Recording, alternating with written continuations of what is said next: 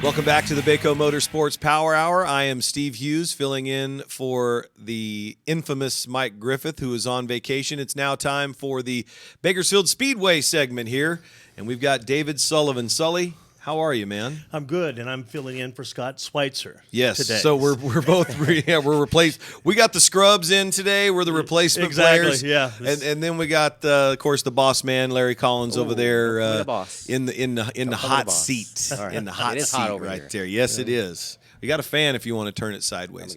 Well, Sully, just a huge weekend for Bakersfield Speedway, the 31st annual Budweiser Nationals, one of the most prestigious, long-running dirt track events in the Western United States. Sounds like you guys had a pretty good turnout for the weekend. We certainly did, Steve. Friday night, probably 140 cars. Great action. When you have great action when the B mains are filled with 22 cars. Right. You know right. what I mean? And you're only taking 10. Swinging to day two, probably 160 cars. The action was fantastic. The walk-up was great, and then Moxie Media came in to help us out, which we appreciate very much. Yeah, Corey Penfold and Moxie Mike coming down from Oregon, I believe. Yeah, from Oregon. Mike Patterson from Santa Maria and Josh Wilbur from Oregon, helping us out. And, I loved it. I enjoyed just being there and being part of that race. It really is a great event, and for 31 years, man, it's been that staple. Everybody marks their calendar. They circle it on their calendar saying, Bud Nationals, here we come.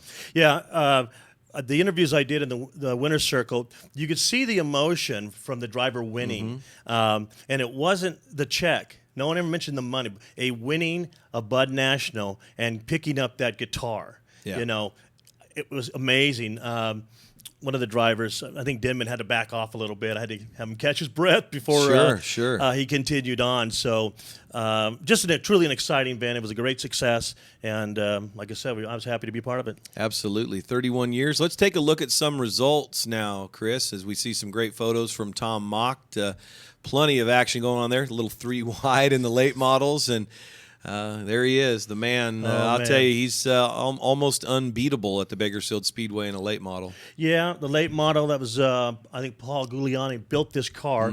Bobby Hoag's the only one that's been in the car, and he's won every time he's been in the car. Yeah. It was amazing. The track, as we predicted, it definitely went dry slick and then grooved up, blue grooved. But, man, he was just the master. When it came to late models, it was a little bit of a challenge, but he picked up 2 this weekend. Yeah, absolutely. Goes back to back there. Just some great shots. The cleanest photos on dirt. Exactly. Is that what Tom Oct says? Yeah. Now, there was only 1 caution in the late model main event. On Friday and Saturday? Yeah. Total? Just 1. That was it. And with the track the way it was, and people say, oh, well, there's 1 groove. No, there were 2 grooves. Yeah. And like I said, so exciting. But again, Bobby pretty much in control of the late model program. Yeah, Bobby Hoag the 4th, sweeping the weekend, winning Friday night and Saturday. So that means he takes home 2 guitars. 2 guitars. Yeah, all he needs is a bass player and a drummer, and he's got himself a band. He might have like 9 of those now. He's just got a ton of them. But I had a chance to talk with Bobby Hoag in the pits for the very first time, and first of all, gracious man, nice man. There's no air about Bobby Hoag. And he had fans coming all the way from Northern California not to miss this program. Yeah, he's from Salinas, and there you see, this is the Friday night result. I think we may have kind of buried the lead there a little bit on telling the fans that he's swept the weekend. Jeremy Shank, Steve Drake, Tony Toast, Rob Sanders, Bryson James, Nick Bartels, Devin Crockett, Clay Daly. That's a surprise coming home in 9th. He didn't have the best of weekends, I got to tell you. Yeah. But the competition was just that tough. I mean, everybody was there. And he started mid-pack, and, it just never clicked. It never happened, both nights. Clay actually ran, I don't know if you'll see him in the results, but he ran in the hobby stock. Right. Oh, nice. Something else to do. Yeah. Yeah. There's a few guys that did double duty over the weekend, right? Yeah, Clay, I think he was in 3 cars. Bobby definitely was in 2 cars. And Tony a few Toast, others. I think, he had both late model and a modified at the track. Yeah, Ethan Dotson was in 2 cars. Late model debut for Ethan? yet. I would That's what say heard. yes. I That's what haven't seen heard. him in a late model. Yeah. It was I did hear actually one of Bobby's old pieces. It surprised me because it was 2E, and so we knew that, because I looked at it, I said, Bobby, how many cars do you have down here? But anyway, so yeah, I would say his first trip in the late models. And then Lightning Larry Childress rounding out the top 10 in night number 1. And then Hogue comes back. Steve Drake, did he give him a challenge? I mean, normally Drake this year in the regional late model races, we've seen Drake really dominate in those. Did Drake challenge him on Saturday night? Now, Drake challenged him. Keep in mind we had 6 different winners this year, but Steve Drake won twice. And so we were eyeing, the 111 car to see what he could do. And he was close toward the end. Bobby just had the line and kept on. I don't know what happened to the cargo way for Drake. It's hard to say. But, no, it wasn't just a runaway on Saturday night. That's great. Let's see the rest of the top 10 there. Bobby Hogue wins again. Two Bud Nationals titles there in the late models and 2 guitars. Steve Drake, Nick Bartels, Tony Toast, Jeremy Shank, Clay Daly, the Sandman Rob Sanders, Mike Kirby, Bryson James, and Lightning Larry Childress with 2 top 10 finishes. Got to be proud of that kid. Yeah, he did good. He had a good week winning his heat race, locking in. So, yeah, he did good. Great. All right, we'll move on to the modifieds now. That was a 4-wide shot right there, by the way. There was 4 wide, 4 wide. 4 or 5 times. Yeah, Steve. It was. Yeah. I almost had to turn away. It was amazing because it was, and it kept no wrecks. Didn't touch each other. Yeah, it was insane. Nice. Yeah, there you see it again. Just some great shots. There's the 174 of Ethan Dotson. He's in victory lane with the Bud girls. I think that's where they get the most emotion, is being sandwiched between the Bud girls, right? Well, yeah, I have a lot of emotion being sandwiched yeah. between the Bud It's girls. a cumulative total of all that stuff. The prestige of winning the race, you get the guitar, and then to top it off, which sends you over the top, are the Budweiser girls. Yeah, he just come back from his Midwest tour, jumping in this thing, and of course his dad was at the side, and his dad was just about to cry. He was so proud of his son, and he should be, man. It wasn't a given race, you know what I mean? And so it was a popular victory. Yep. Friday night. Absolutely, great fan favorite, great family. Oh, Troy Morris Jr. up on the wall. Well, yeah, we're checking the wall there. Yeah, wall was fine. Troy was fine. All right, let's move on to some Friday night. Oh, and then I guess we're going to do our Ricky Childress first. Oh, yeah. Okay, so there's Ethan, Bobby Hogue, Robbie Sawyer, top 3, Brad Pounds, and then Logan Drake completing the top 5 on Friday. Then on Saturday night, tell me this story. What happened between those 2 front runners late in the race? Okay, Johnson and That's the Iron Brad Man Pounds. Mike Johnson. Iron Man Mike Johnson. Johnson's in the lead, and Pounds is right behind him for 20-some-odd laps. And even as he tries to make the pass and it's not going to go, he backs back up, never touches him. Just one turn 4, a little bit of a touch, and around went Johnson. And so the officials deemed that Brad Pounds should go to the back of the pack. This might have been lap 28, I think. Of it was 30? late in the race. And then Johnson's car broke. So here's Ricky Childress, okay, in 3rd place, and it's just handed to him. And, of course, there was a pretty good battle till the checkered flag. So Ricky Childress wins the track championship, and he caps it off with a guitar. Very nice. Yeah. Very nice. And I guess Friday for Ricky was just absolutely horrible.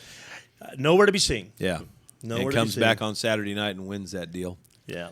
Yeah. So Childress, your winner. Sawyer with a great run in 2nd in the 198. Ethan Dotson gets a couple of podium finishes there, a 1st and a 3rd. Logan Drake, and then Cody Laney in that other Bill Henderson racing machine. Yeah. A lot of these drivers, Dotson and Sawyer, they were 4th or 5th row starters. And Brad Pounds Friday night, just so hard to get around, and yet to get a podium finish. And to me, I look at the overall race. I think you came from here, and now you ended up here. But of course, the drivers are looking up on the speedway in the winner's circle, and I understand where they want to be, but most of them were very gracious. but it was tough to make some passes just because of the caliber of the drivers. The track was smooth both nights. Of course, it did glaze over with so much traffic. That was not a problem for any of the drivers. They set up for it. But becomes a driver's racetrack then, doesn't it? it absolutely does. Puts a lot of people back even. You may have the the $60,000 motor. You might have 30,000 now. Dry slick. It brings you back into the program. Yep. So, like I said, some of the guys here, like I said, I didn't think they were going to go anywhere, and they ended up top 4 to top 5. Right on. That completes the divisions that ran 2 complete shows at the 31st Annual Budweiser Nationals, and now on to the Sport Mods, where we saw their preliminary races on Friday and then their A main event on Saturday night, and a lot of good-looking cars in this one as well, David. Yeah, there was. You're right.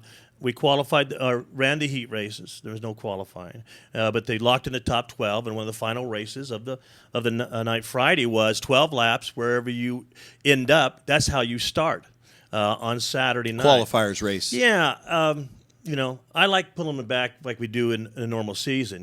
If you basically have the points lead, you're starting 12th. But this was different. It was a peel draw, and then, of course, the qualifier race. So. Yep. And we saw some photos there from Tom Mocht, and there's that Bud Light guitar for the Bud Nationals. And Jason Nation goes pole to checkered flag, your leader. Absolutely, starting in the front row. But I tell you what, he had a lot of pressure on him. That's a new car he just brought out. I kept asking him, why are you bringing a new car out? Because the other car was really improving through the latter part of the season.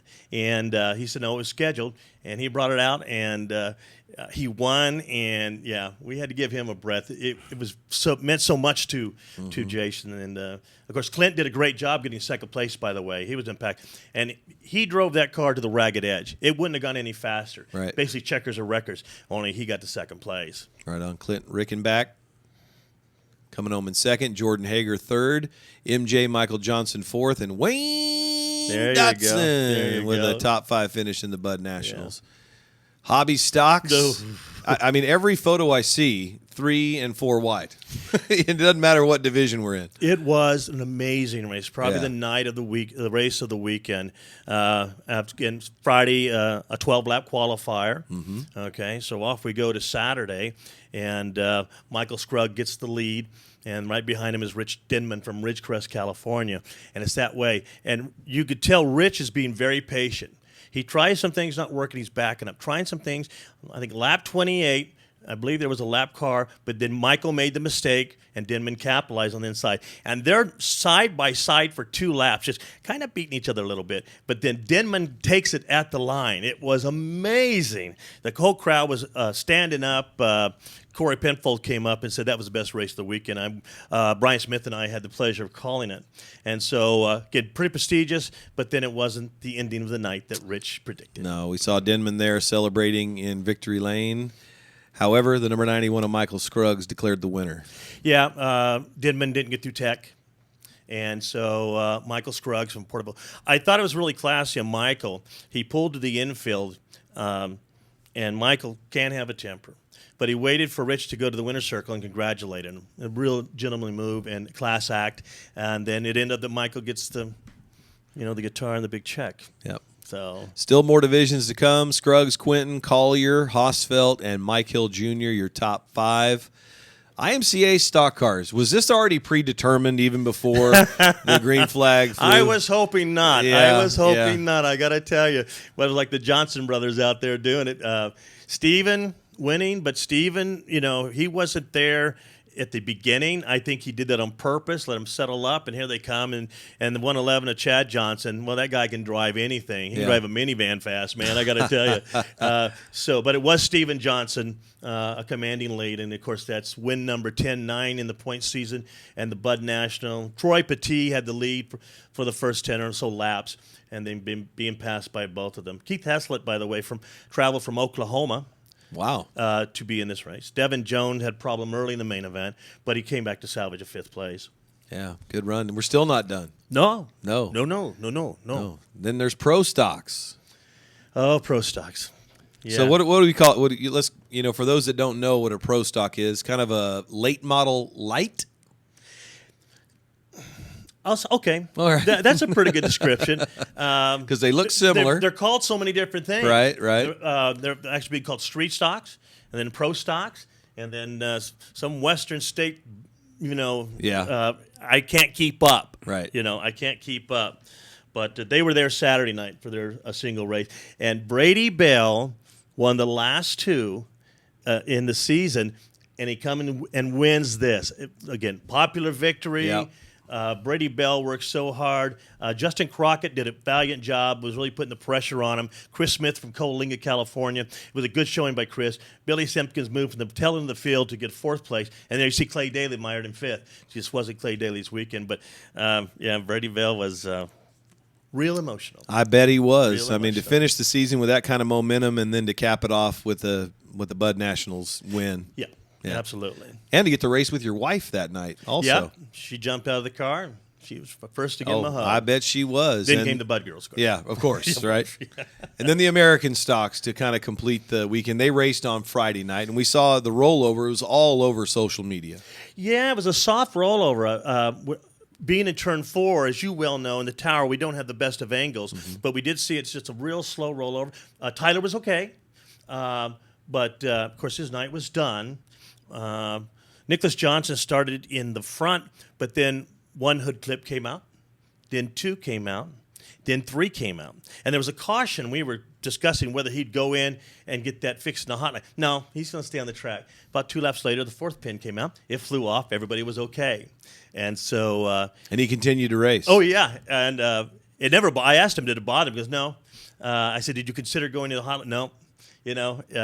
Like I said, if it had got to be dangerous, of course, the officials would have black flagged him. But the 15-year-old wins the national...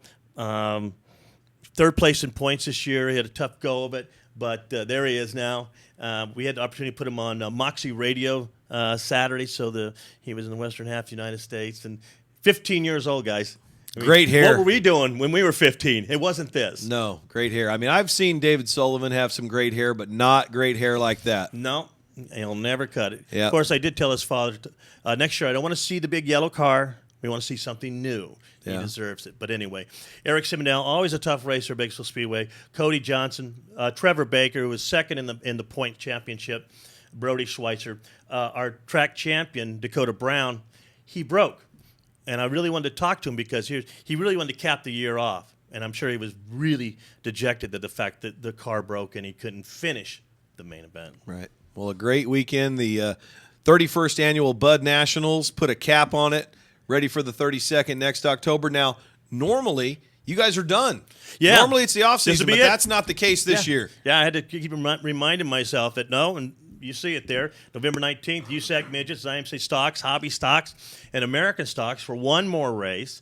I don't know why, but what the heck. Because we can. Yeah. Well, after that, then it's the off season, and I'm really got some of the withdrawals like I used to have on the tracks that I called, and had to wait till March, I guess, until we do it again. But overall, guys, it was a successful year. We had some problems, but we fixed the problems. But the Bud Nationals were simply fantastic. Great success. Well, thank you so Absolutely. much. David Sullivan, the voice of the Bakersfield Speedway.